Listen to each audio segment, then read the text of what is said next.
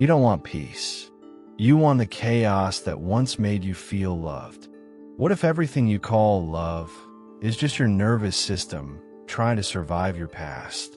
What if your cravings, your patterns, your endless search for connection are actually symptoms of a deeper addiction?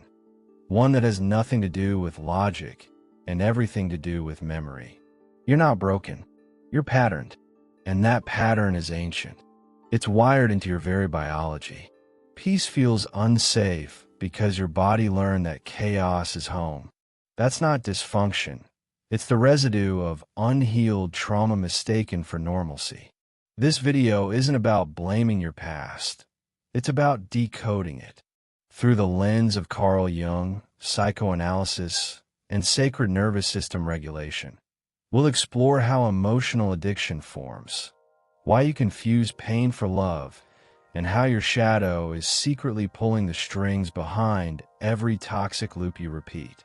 This isn't surface-level self-help. This is inner archaeology. We'll talk mother wounds, trauma bonds, chaos patterns, and the art of breaking free through spiritual clarity, not willpower. Because here's the truth no one tells you. You won't heal by avoiding chaos. You'll heal by making it conscious. And when you do, peace won't feel like absence anymore. It'll feel like coming home. The nervous system's addiction to chaos. There's something quietly terrifying about stillness when you've only ever known noise. For many, chaos isn't just a phase, it's a nervous system baseline. Trauma imprints itself, not just in memory, but in the way the body prepares for life. Hypervigilance becomes a form of safety. You can't relax because relaxing feels like you're letting your guard down. The body, in its brilliance, adapts to survive, not to thrive.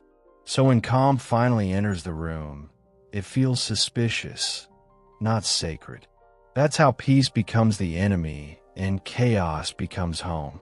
People often ask, why do I keep ending up in the same mess? The answer lies in your biology, not your character. The human mind repeats what it knows, even if it hurts. Toxic comfort is still comfort. If love was unpredictable growing up, then emotional addiction will bind you to people who bring that same instability. That's how patterns form, through repetition and unconscious attachment. This isn't weakness. It's the Jungian shadow in action, acting out trauma bonds beneath your awareness. You don't crave pain. You crave what pain taught you to expect.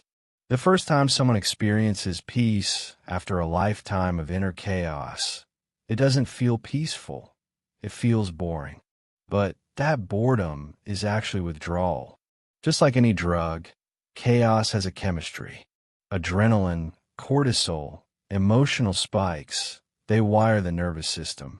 You start mistaking intensity for aliveness. The chaos pattern becomes identity. If I'm not in a fight, I must be fading, says the psyche conditioned by instability. Carl Jung would call this the drama loop of the unconscious. You become what you fear again and again until you see it clearly. So what's the first step out? Safety.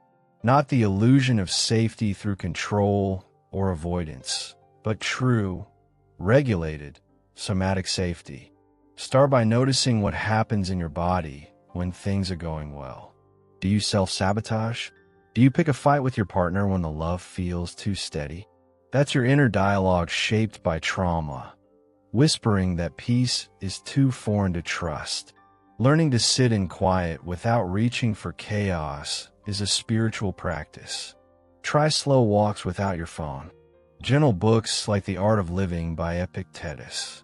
Breathe like peace is a language you're just beginning to learn. Here's the paradox. The more peace you create, the louder your pain gets at first. That's the detox. It's the psyche shedding the layers of nervous system dysregulation. The sacred regulation beginning to emerge. Most people turn back here. They run because silence triggers everything chaos numbed. But this discomfort isn't danger, it's healing. It's what comes before clarity. And if you stay in that discomfort just long enough, you'll discover something strange and beautiful hidden behind it. Pain confused for love. It's wild how often people confuse emotional pain with deep love. When your early experiences of affection were tangled with inconsistency, control, or absence, your psyche starts to associate love with suffering. The mind doesn't seek what's healthy, it seeks what's familiar. So if drama was the currency of connection, then peace feels like poverty. The child within begins to crave the very dynamics that once hurt them. Emotional addiction forms here, subtle, quiet, and convincing. That craving isn't for love, it's for resolution. But the pattern keeps looping. Love becomes a battlefield, and calm starts to feel like rejection. This is where most people get stuck. They keep chasing partners who activate their nervous system rather than soothe it. The intensity feels intoxicating. The push and pull mimics passion. And when it's absent, stillness feels unbearable. That's not intimacy. That's your trauma reenacting itself in real time. You're not addicted to them. You're addicted to the chaos they bring. Carl Jung would say this is the shadow trying to get your attention. Painful patterns aren't signs you're broken. They're clues that something unloved inside you is crying out for recognition. Let's get practical for a moment. If you're unsure whether you're mistaking pain for love, ask yourself, do I feel safe being soft around this person? Do I feel like I have to earn their affection? Do I collapse without their emotional highs? Real love expands you. It doesn't drain you, confuse you, or make you beg for crumbs. Read Women Who Love Too Much by Robin Norwood or The Drama of the Gifted Child by Alice Miller. These books unravel how early emotional patterns distort adult relationships. You'll start recognizing the difference between connection and compulsion. What often hides beneath this confusion is abandonment. Not always physical, but emotional, subtle, chronic. When nobody truly saw you as a child, stillness becomes threatening. Because in stillness, you're alone. So your nervous system craves the storm because, in the storm, at least someone is there. This is how we chase mother wounds and lovers. We recreate the chaos because it's the only place our bodies remember being wanted. But here's the truth. Being wanted isn't the same as being valued. And if you never challenge that illusion, you'll stay trapped in love confusion forever. But what if this endless loop of drama wasn't yours to carry? What if it started with someone else's pain, a wound passed down, inherited like a ghost in your nervous system? You're not just reacting to your own story. You're responding to patterns that began long before you had a choice. That's where the real work begins. Not with blame, but with awareness. And that awareness leads us to one of the most foundational sources of inner chaos, the one wound that births so many others. The role of the mother wound. The mother wound isn't always about a cruel mother. Often, it's about absence, inconsistency, or emotional fragility that left a mark deeper than words. When a child doesn't feel seen, soothed, or safe, the psyche adapts by internalizing the chaos. Love becomes conditional. The nervous system memorizes the instability. You don't grow up looking for peace. You grow up scanning for danger. That's not your fault. It's a survival strategy written into the body. And as Carl Jung would affirm, what's unconscious becomes your fate until you make it conscious. Many people don't realize they're chasing their mother in every relationship. Not her smile or her scent, but the storm she carried. Her emotional absence becomes the blueprint for desire. You don't just miss her, you recreate her. The human mind bonds through familiarity, even if that means tying yourself to people who echo her unpredictability. This is the essence of emotional addiction. Not to love, but to the conditions in which you first experienced it. You're not broken for doing this. You're repeating what your nervous system thought was love. Healing the mother wound starts inside. You don't have to confront her in real life to rewire what she left behind. This is where reparenting enters. Becoming for yourself what no one was for you. That means recognizing when you're triggered, when you collapse, when you overextend for approval. Sacred regulation begins here. Try mirror work, literally looking into your eyes each morning and saying, "I will not abandon you today." Sounds silly? It isn't. It's radical. Or start with Mother Hunger by Kelly McDaniel. It unveils the ache most people don't have words for. Here's the uncomfortable truth. The chaos you're in may not be about your current relationship. It may be about trying to feel your mother's presence through chaos itself. This is deep soul territory, where philosophy and psychoanalysis merge. You seek the mother in the storm because that's where she lived emotionally. The very peace you claim to want may feel like betrayal, because in your bones, chaos still means she's here. And until you recognize that pattern, peace will keep feeling like abandonment, even when you know better. But when you begin to hold space for her inside you, not as a ghost to chase, but as a wound to cradle, the loop starts to dissolve. The shadow softens. You stop looking for your pain in other people. And from that space of inner stillness, a new kind of hunger begins to emerge. One that no longer seeks to repeat the past, but to understand it. And that hunger is precisely what will lead you to the most powerful part of your healing journey. Jung's shadow and emotional compulsion. Most people think they're chasing love, freedom, or success. But what they're really chasing is something far more hidden, a part of themselves they were never allowed to express. That's the Jungian shadow at play. Those disowned parts of the psyche we repress, deny, or judge. You might think you're choosing your relationships, your career, even your hobbies. But the truth is, until you do shadow work, most of your life is a reenactment. Compulsion dressed up as preference. The human mind doesn't crave fulfillment. It craves familiarity, even if that means staying stuck in self-sabotage. Have you ever noticed how your chaos feels strangely necessary? Like things are too quiet, and suddenly you accidentally pick a fight, overspend, or get involved in someone else's drama. That's not random. That's your shadow reminding you it's hungry. Emotional compulsion is the nervous system's way of crying out, "I'm still holding pain." We think we're reacting to others, but often we're reacting to ourselves. The parts we've hidden, rage, fear, grief, shame, start running the show from backstage. And if we don't turn toward them with awareness, they hijack our choices. Shadow work doesn't mean you become someone else. It means you become whole. It's the process of bringing light to the inner life you've avoided. Carl Jung said, "One does not become enlightened by imagining figures of light, but by making the darkness conscious." That's the art of living consciously. Try journaling your emotional spikes. Ask, what part of me needed something here? What was I really afraid of? Start paying attention to your drama loops, those reactive patterns that seem to follow you. They aren't flaws, they're maps.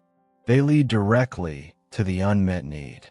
And yes, that need is often buried under years of emotional addiction, peace aversion, and identity built in pain. You might realize that what you call my type in relationships is just the flavor of your childhood chaos. You might discover that your high standards are actually fear-based defenses to avoid vulnerability. The mind is clever. It protects with stories, but the body remembers the truth. When you start to listen, not just analyze, you access a different kind of wisdom, the kind that can't be taught, only revealed. That's the moment sacred regulation begins. And when you finally face your shadow, not to exile it, but to integrate it, something strange happens. Your cravings shift. You stop needing the noise.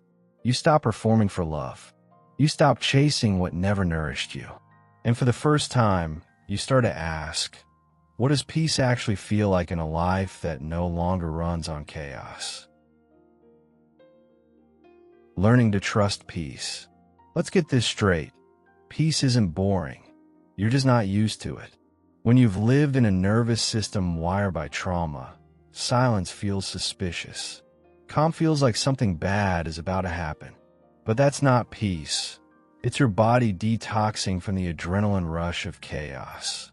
The human mind confuses stillness with danger when it has only known tension.